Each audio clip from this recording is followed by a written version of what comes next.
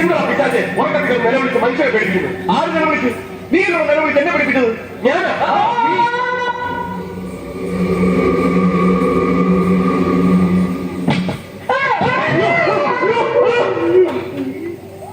ഒറ്റ വീക്കൊറ്റുന്നുണ്ടല്ലോ, പച്ചപ്പാടിക്കൊണ്ടാണ് മനുഷ്യരെ പേടിക്കുന്നു. ആരെങ്കിലും കൊല്ലാമെന്നോ? ഇങ്ങനെയാണ് കാണാൻ ഞങ്ങളുടെ പ്രാണം പോയല്ലോ.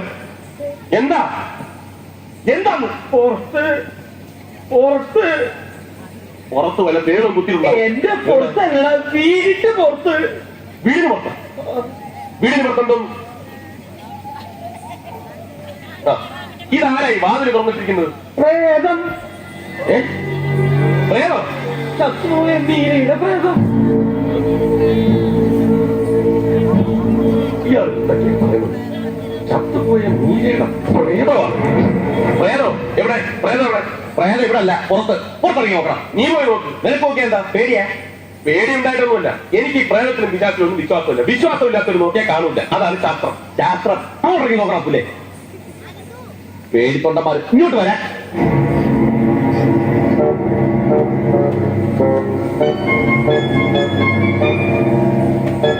എവിടെ എവിടെ കണ്ടു?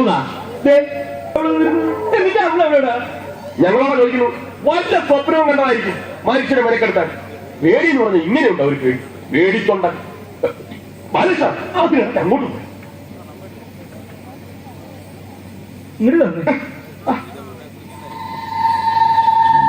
ആരാണ് ആരാണ് ചോദിച്ചത്?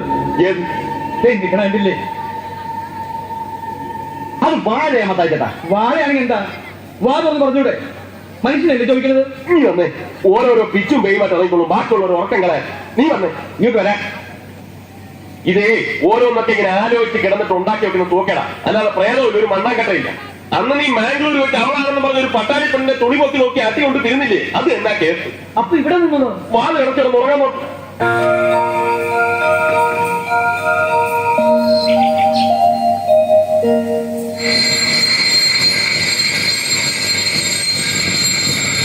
കലാസ്നേഹികളെ, അടുത്ത ബെല്ലോടുകൂടി നാടകം ആരംഭിക്കുക. ഉർവശി അഭിമാന പുരസ്സരം കാഴ്ചവെക്കുന്നു.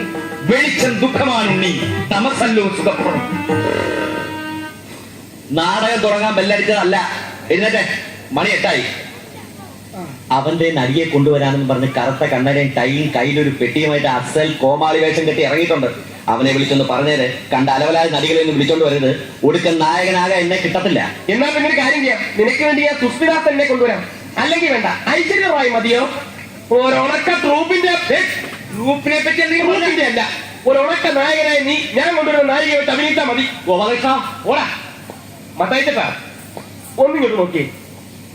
ഒരു പെണ്ണുണ്ട്, 5 അടി പൊക്കം, മെലിഞ്ഞ ശരീരം, നല്ല വെളുത്ത നിറം, നീണ്ട മൂക്ക്, മനോഹരമായ കണ്ണുകൾ, ഇത്രയും മുടിയും, അസലായിട്ട് പാടും, ഡാൻസ് ചെയ്യും, അഭിനയിക്കും. അങ്ങനെ എനിക്ക് മതിയോ? മതി, അത് മതി. ഇനിയൊന്നും ആലോചിക്കേണ്ട ഗോപാലകൃഷ്ണ, അവർക്ക് ചെയ്യണം. എങ്കിൽ അങ്ങനത്തെ ഒരുത്തിയാണ് എന്റെ മനസ്സിലുള്ളത്. കിട്ടുമെന്ന് ഞാനൊന്ന് നോക്കാം. കിട്ടും കിട്ടും. ഇവനല്ലേ പോകുന്നത്. മിനിമം 3 എണ്ണത്തിനെങ്കിലും കിട്ടും. ഒരെണ്ണത്തിനെ നാടകത്തിൽ എടുത്തിട്ട് ബാക്കി 2 എണ്ണത്തിന് മൊത്തം. ഈ ചൂടുള്ള കാപ്പിയെ നോക്കിട്ടുണ്ടല്ലോ. ഒരു കോമഡി പറഞ്ഞാൽ മനസ്സിലാവും. നീ എവിടെ പോണേ? കണക്കോക്കണ്ടേ? ഞാൻ നോക്കിയോളാ. നീ അവിടെ പോയി കിടന്നു. പിച്ചക്കാടി അല്ല. എന്താ നീ എന്താ പറഞ്ഞ? എന്നെ പിച്ചക്കാടി വിളിച്ചല്ലേ? എന്നെ വിളിച്ചു. ഞാനാണ് വിളിച്ചത്. ആണോ? അപ്പൊ പിന്നെ എന്നെ വിളിച്ചാരാ? തോന്നിയോ? ടെൻഷൻ എന്റെ സമ്മതം തെറ്റിനോ തോന്നണേ.